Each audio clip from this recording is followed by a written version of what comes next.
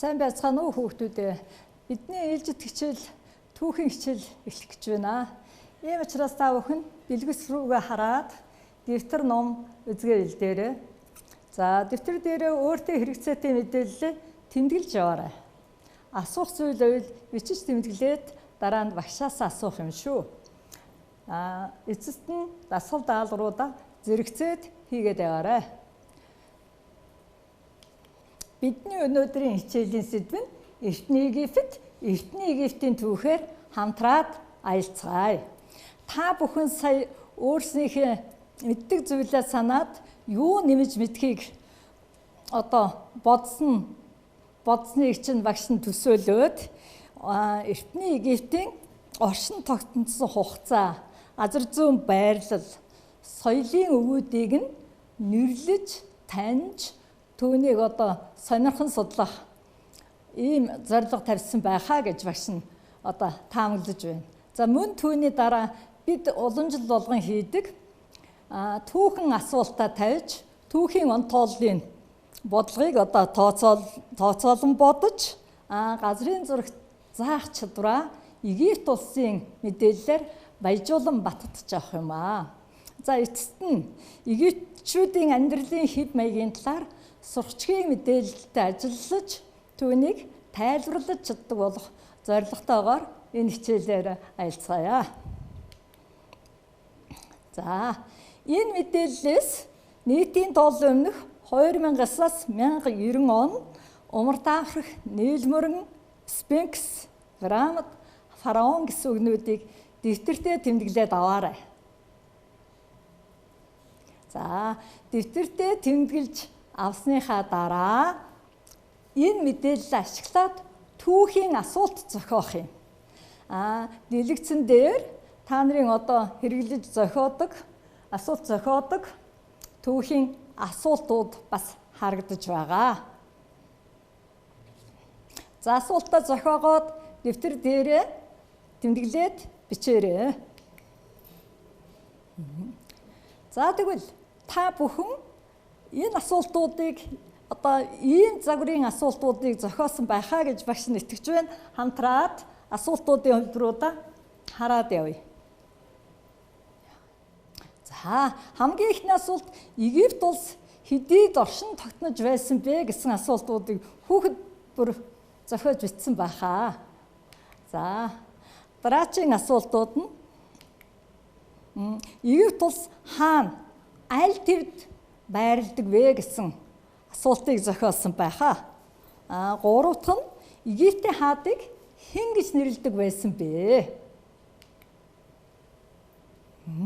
Египт улсын түүхийг бидэнд таниулах ямар баримтууд байна вэ гэсэн асуултыг бид нар зохиосон байхаа гэж багш нь итгэж байна.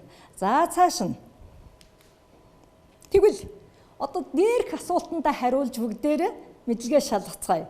За та нар асуусан асуултанд хариултаа бас хамт хэлээд яваарай. Эртний Египт улс нийтийн тооллын өмнөх 2900-аас 1090 онд оршин тогтнож байсан гэж дэвтэр дээрээ бичсэн мэдээлэл ашиглаж байгаа биз? Тэрнийг анхаараарай. За дараач асуултанд юу гэж хариулв та бүхэн? За дэлгэцэнд байгаа хариултаа тулгаад үзээрэй.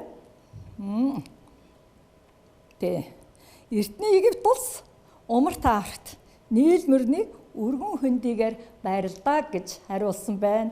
Сайн байна. За дараагийн асуултанд юу гэж хариулсан байна вэ? Дахиад дэлгэцэн дээрээсээ тулгаад хараарай. Эртний Египт улсын хаадыг фараон гэж нэрлэдэг байсан. За зөв хариулсан байна. За эцсийн асуултанд юу гэж хариулсан байна вэ? Зүйтэй. Эртний Египт улсын түүх соёлын дэлхийд алдартай томоохон өв нь Сфинкс, пирамид зэрэг болно гэж хариулсан хүүхдүүдтэй баяр хүргэе, амжилт хүсье. За тэгвэл энэ саяны хариулсан 4 мэдээллээ ашиглаад бяцхан дасгалууд ажиллая. За эхний дасгал дэлгэцэн дээр гарсан байна. Энэ 2 дасгалыг дэвтэртээ гүйцэтгээрэй. Эхний дасгал нь Эртний Египт улс хэдэн жил оршин тогтносон байна вэ? За нөгөө дэвтэр дээр бичсэн мэдээлэлээ хараад тооцоолоод бодоорой. Сайн байна. Хүүхэд бүр хийгээрэй. За, эртний Египт улс одоогоос хэдэн жилийн өмнө оршин тогтнож байсан бэ? Дараачийн тооцоолтыг хийгээрэй. За, нийтийн тооллын өмнөх нийтийн тоолол гэсэн тулгуур мэдээлэл сэргэн ашиглаж байгаа байхаа. За, өөрсдийнхөө гүйцэтгэлийг дэлгэцэн дээр байгаа машин бодолтой тулгаад үзээрэй. За, эртний Египт улс хэдэн жил оршин тогтносон байна вэ? Тэ 1810 жил оршин тогтносон. Бараг 2000 жил оршин тогтносон агуу түүхтэй улсын түүхээр өнөөдөр аялж байгаа бид нар. За, хоёрдугаарт нь эртний Египт улс одоогоос бараг 5000 жилийн өмнө оршин тогтнож байсныг бид нар мэдэж авлаа. За, 2 тооны учрыг мэдж байгаа үстэй. 2900 гэдэг маань нийтийн тооллын өмнөх онууд байгаа. Дээр нь нэмээд нийтийн тооллын 2000 өнөөдөр оноороо 20-га нэмэхээр оршин тогтносон хугацаа гарч ирж байна. За, тэгвэл дараачийн даалгавар маань эртний Египт улсынхаа хаана оршиж байдгийг бүгдээрээ мэдцгээе. За, та нар газрын зураг руугаа харж байгаа бах. За, хаана гэж тэмдэглэсэн байна уу хүүхдүүд? Аль твд байна уу? Зүйтэй. Африк твд. Африк твд аль хэсэг байна? Зүйтэй, хойд Африк твд. За, энд нэг дэлхийн хамгийн томоохон мөрөн нэг хөндийгээр оршдгийг ямар мөрөн харагдана? За, энэ Нийл мөрөн гэдгийг Африкийн төдийгүй дэлхийн хамгийн урт мөрөн. За, Египтийн ард түмэн башта энэ зурагнаар ирээд бас тогтоод хараарай. Энэ багш нь самбарт энэ дээр бас заа. Энэ нөгөө жижигрүүлсэн зурагнаар Нийл мөрний зураг чинь ингээд байж байна. Энэ олон бичгээр өгсөн зүйлүүд бол эртний Египтийн маш олон хотууд байгаа. Ингиж Нийл мөрний хөндийг ашиглаж энэ улс оршин тогтнодог. Анхны Нийл мөрөнд ирж суурьсан хүмүүс бол Сахарын цөлөөс нүүдэлж ирсэн, одоогийн Сир улсын нутгаас нүүдэлж ирсэн хүмүүс байсан. Тэр хүмүүс 7000 жил өмнө нүүдэлж ирээд 5000 жил дотор Египт гэдэг нэрээр оршин тогтносон. Одоо ч энэ байрлалд Египт улс байгаа гэдгийг та бүхэн бас мэдж байгаа. За, тэгвэл бид Африкийн хойд хэсэгт Нийл мөрний өргөн хөндийгээр Египт улс маань оршин тогтнонд юм байна гэдгийг газрын зурагтаа зааж чаддаг боллоо. Дараачийн дэлгэцэн дээр байгаа дүрсэнд анхаарлаа хандуулаарай. За, ямар дүрсийг харж байна уу та нар? Хамгийн наадтал нь хүн толгойтой ч хүн юу вэ? Сайн анхаар. Хүн арай биш байгаа биз? Хүн толгойтой, арслангийн хэлбэртэй, аврах том чулуун байгууламж байдаг. Энийг Сфинкс гэж хэлдэг. Сфинкс. Дахиад багш нэг тайлбарлая. Арслангийн биен дээр хүний толгой ингэж хийсэн хүн толгойтой арслангийн ийм аврах том чулуун баримл. Энийг Сфинкс гэдэг. Бидний мэдгэсэн хамгийн гол дурсгал энэ Сфинкс байгаа юм. За, энэний түүхийг багш нь эргээд фараоныг тайлбарлахдаа дахиад нэг хөндөж өгье. За, аралд нь 3 том пирамид байна. Энэ 3 том пирамид бол Египтийн түүхийн үндсэн бахархал нь байдаг. Яагаад гэвэл Египтийн түүхийг судлахдаа эртний хаанчлалын үе, дундад хаанчлалын үе, шинэ хаанчлалын үе гэж төвчилж судалдаг. За, тэгвэл энэ судлахдаа энэ эртний их хаадыг фараон гэж хэлжсэн хаадтай зориулж хамгийн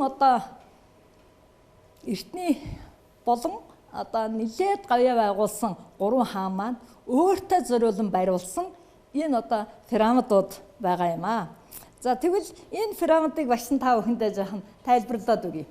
Хамгийн том пирамид дундталд нь байгаа биз? Тэгвэл тэр дундталд байгаа пирамидыг Хуфу хааны дурсгалд зориулж баримтлсан эртний хаадынх нь нэг. Хамгийн анхны пирамидын том пирамид. За энэ том пирамид хэдийн хэмжээтэй гэж та нар төсөөлж байна уу? Энэ пирамидын хэмжээг төсөөлүүлэхийн тулд багш нь нэг бяцхан тооцоол хэлье. За энэ пирамидын суур нь хөл бөмбөгийн 5 талбайтай тэнцэх тийм томоохон газрыг эзэлж байдаг. Тэгэхээр та нар хичээлийн дараа бодоод үзээрэй, хөл бөмбөгийн талбай хэмжээ хэд байдаг вүлээ? Түүнийг 5 дахин авахтаар ямар хэмжээний талбайд байна уу гэдэг. За энэ пирамидыг барихын тулд 2 сая маш том чулуун блок ашиглаж барьсан. За энэ зурагтаар анхаар. Нэг чулуун блокийг энэ юундаар модон чарган дээр тавиад хүмүүс зөөлж явж байгааг харуулсан байна. Тэгвэл энэ 2 сая чулуун блокийн нэг нь энэ 2 сая чулуун блокийн нэг ийм ширхэг нь бас нэг сонирхолтой жишээ хэлье. 2 заан дээр нь хагас заан 2 заан тэгээд нэг хагас зааны жинтэй тэнцүү тийм хөндөг. Тэгвэл та бүхэн бас бодоод үзээрэй. Ер нь нэг насгүйцэн заан хэдэн хил байдгийн бол тэрнийг одоо бодоод энэ блок ямар хэмжээний байсан бэ гэж. Тэгвэл ийм агуу зүйлийг хийж байсан ард түмэн өнөөдрийн хүртэл оршин байгаа гэдгийг та нар бас дахиад санах хэрэгтэй. За энэнийг хүмүүс яадаг байсан бэхээр чаргандаар тавиад ингээд чирээд энэ пирамидыг байгуулсан. Хэдийн хугацаанд байгуулсан гэж бодож байна? Та нар өөрсдөө нэг бодоод үзтээ. Энэ нэг пирамидыг босгоход ойролцоогоор 20 жил зарцуулагддаг байсан. За энэ пирамидууд ямар зориулттай гэж бас бодож байна. Ямар зориулттай гэж бодож байна. Энэ пирамидууд болохоор тэр алдартай хаан өөрийгөө хатныхаа хамт оршуулах юм байгууламж болгож тэр оршуулгын одоо зан үйлийг гүйцэтгэдэг. Дотроо олон тасалгаатай хааны одоо оршуулах тасалгаа, хатныг оршуулах тасалгаа, тэгээ үүдэндээ энэ том чулуунуудаасаа тавьж одоо тэр хүн орохгүй, аюулгүй байдлыг хангасан том тийм чулуун хашлгууттай байдаг. За бас энэ пирамидын дэрэгдүүр маш том оршуулгын газар байдаг, мөн хаттад зориулсан олон жижиг бунхнууд байд юм аа. За миний өмнө нь хэлсэн энэ одоо харагдаж байгаа нөгөө Арслангийн Сфинкс гэсэн Арслангийн биштэй хүн дүрстэй энэ бол мөн одоо Хафрын хааны дурсгалд зориулсан Хафрын хааны нүүр царайг ерөнхийд нь дүрсэлж босгосон ийм авраг том чулуун байгууламж. Яагаад гэхээр Хафрын хаан ингэж энэ пирамидын наанд байрлуулсан гэхээр Хафрын хааны цаашдын амар амгалан байдлыг сахиулж байна гэсэн энэ бэлгэдлийг бодож байгуулсан ийм Сфинкс гэдэг ийм зүйл байгаа. За энд бас эртний түүхэнд орсон их маш чухал зүйл байгаа. Та нарт юу харагдаж байна вэ? Өглөөний дүрс юм шиг, сав хайрцагч юм шиг харагдаж байгаа биз? Энэ бол дараачийн тэр пирамид бариулаагүй их хаадын занданшуулсан цогцыг хадгалдаг хайрцаг савнууд. Бидний одоо нэрээр бол авсууд гэж, чулуун авсууд гэж хэлдэг. За эднийг гадна талын одоо зарим одоо энэ авс нь гадна талаа алтаар бүрсэн байгаа. Тухайлбал та нар бас түүхийн номнуудаас үзэж Тутанхамун хааны алтан одоо авсны зураг гээд номонд нэлээд түгээмэл болсон байгаа. За зарим хаадыг одоо хууцлаж одоо мөмий болгож ингэж татааж оршуулдаг байсан ийм зүйлс та бүхэнд харагдаж байна. Энэ бүхнээс бид нар эртний Египтийн түүхийг сайн мэдэж болох юм аа. За энэ юуны зураг байна вэ? Зүйтэй та нар сүм гэж бодож байгаа. За энэ сүмийг багш нь яагаад тодруулж та нарт үзүүлж байгаа хэрэг энэ сүмийг барихын тулд 1700 жил зарцуулсан. Тийм агуу сүм. Энэ сүм 1700 жилийн хугацаанд хэдэн үеийн хүмүүс амьдарч ингэж одоо бүтээсэн ийм алдартай сүм байна. За тэгвэл эдгээр дурсгалуудыг өнөөдөр олон орны жуулчид очиж үзэж Египтийн эдийн засгийг бүрдүүлж байдаг. аливаа улс орны түүхийн үнэт зүйл нь хожмын үед дараачийн үед бахархал болон үлдээд мөн тэр орныхаа эдийн засгт хэрхэн нөлөөлж байдгийг энэ баримтаас та бүхэн бас ойлгож авч байгаа байхаа. За одоо бидний өмнө тулгуур дохио болгож авсан зүйлээс нэг зүйл үлдсэн байгаа. Та нар юу үлдсэнийг бас дотроо бодож байгаарай. Тэр эргээд яригдана. За сургачгийнхээ 44-өөс 45 дугаар талыг гаргаад хардаа. Ямар зураг вэ? 44-өөс 45 дугаар талыг гаргаад хардаа. Ямар зураг вэ? За эртний египтчүүдийн ажимдэрл буюу юу хийж байсныг 11 тайлбартаагаар та бүхний номдоор өгсөн байгаа. За наа тайлбарынхаа дагуу зурган дээр зөв байрлуулаарай.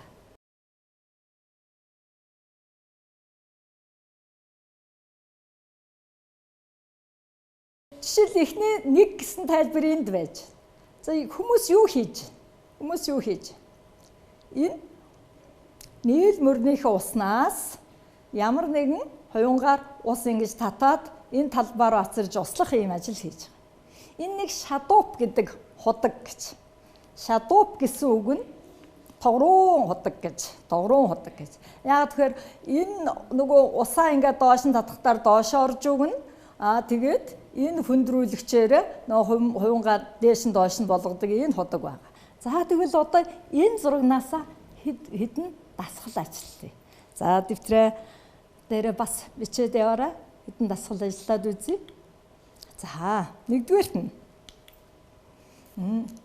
ямар аж ахуй эрхэлж байсан байх вэ гэвчүүд. Дэвтэр дээр бичээрэй. Саяны зураг хараад. Эртний египтчүүд ямар аж ахуй эрхэлж байсан бэ? За та нар загасчилдаг, мал хариулдаг, улаан буудаа тарьдаг бичсэн байгаа. За та нарын бичсэнтэй таарч байна уу? Хараарай. Өөрснийхөө бичсэнтэй дулгаад хардаа.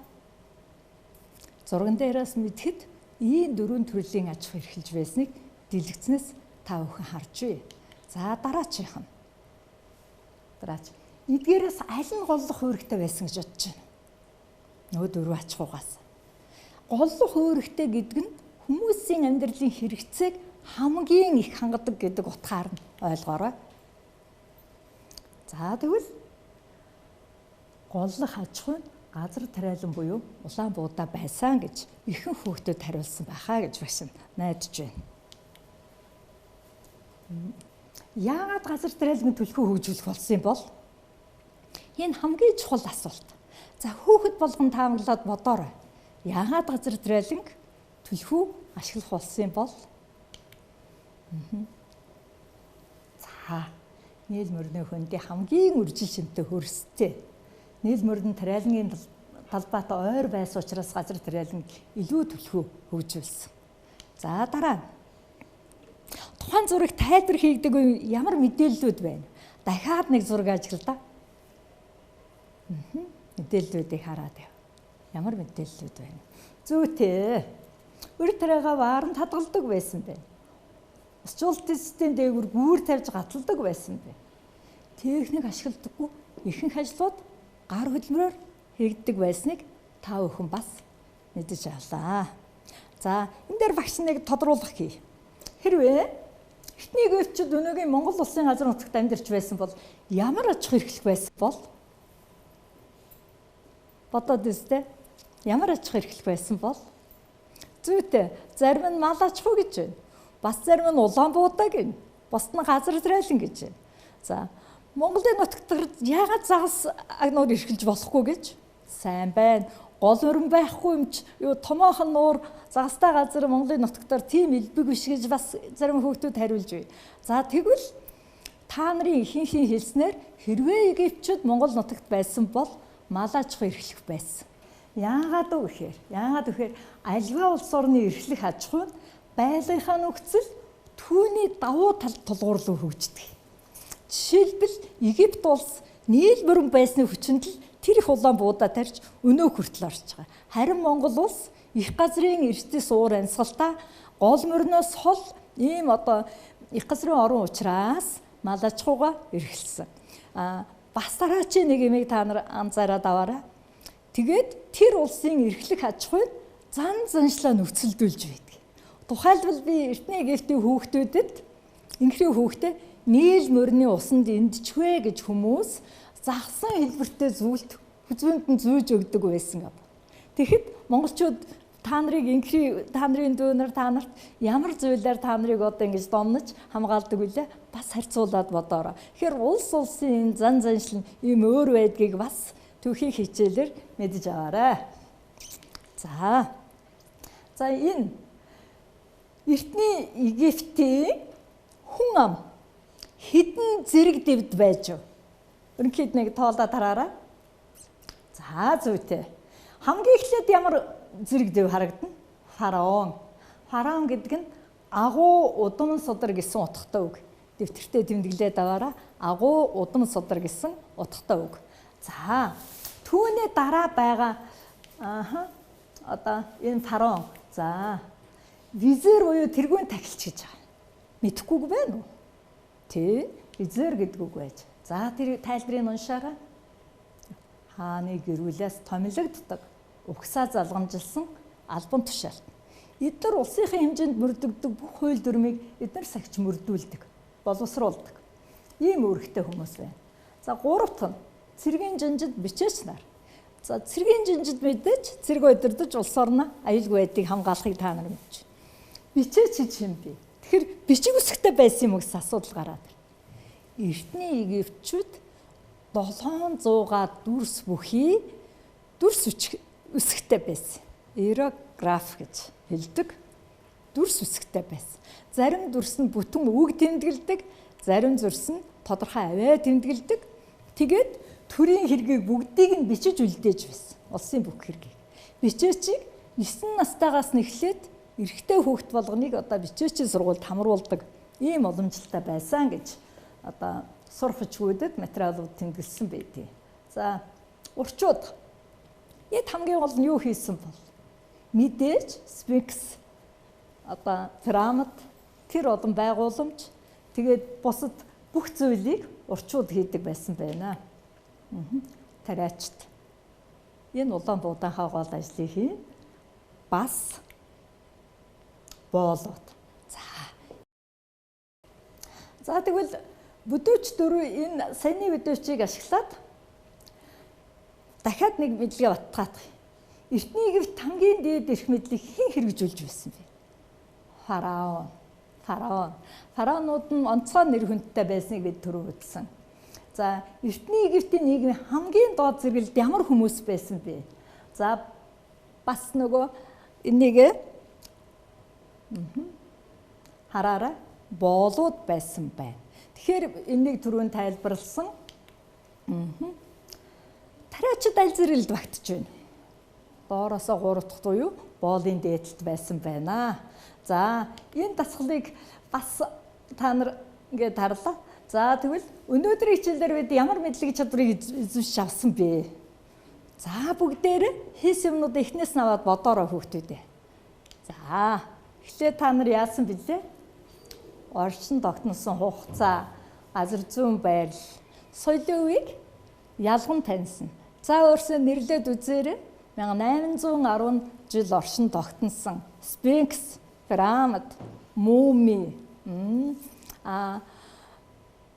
Зандан шуус одоо цогцыг муми гэж түүнийг хадгалдаг одоо тэр бунхнууд гэх мэтээр та нар мэдлэгээ бас ингээ баттгаад хараарай. Өөр за түүхийн асуулт зохиосон, түүндээ хариулсан, газрын зурагт заасан, гол одоо дурсгалуудыг нь тайлбарлаж бас хэлэлцсэн. За та нар зөв хэлж байна. За зурган мэдээлэлээ тайлбарлаж мөн холбогдох дасгалыг ажиллаж чадлаа. За тэгвэл багш нь одоо та бүхэндээ хамгийн гол эндээс зүү тогтол гэж хэлдэг. Аль ч улсын түүхэнд давтагддаг, аливаа улсын эрхлэх аж ахуй нь байгалийн нөхцөлийн давуу талдаа тулгуурлан хөгждөг болохыг мэдэж авсан. За тэгвэл одоо бүгдээрээ хичээлийн төгсгөлд гэрийн даалгавраа хий. Нэгдүгээрт нь Эртний Египт гэдэг хичээлээ сурчгийн мэдээллийн хэмжээнд дахин сэргэн уншаад холбогдох дасгал даалгаврыг нь хийж өөрийгөө сорж үзээрэй. Хоёрдугаарт нь дээрх Египт улсыг судалсан дарааллаа ашиглаад сурчгийн 51-ээс 68 дугаар талд эртний Юнитгийг Хятад, Грек, Ром улсуудын түүхийг биедаан уншиж судлаарай. Ингэхдээ сургачгийнхээ дасгал даалгавруудыг гүйцэтгэж мэдлэг чадвараа бас сориорой. Харин ингэж хийх явцад мэдэхгүй зүйл байвал багшаас асуухаар дэвтэртээ тэмдэглэж аваарай. За, даалгавар ойлгосон. За, хичээлд амжилтанд оролцсон хүүхдүүдэд баярлалаа. Дараагийн хичээл хүртэл баяртай.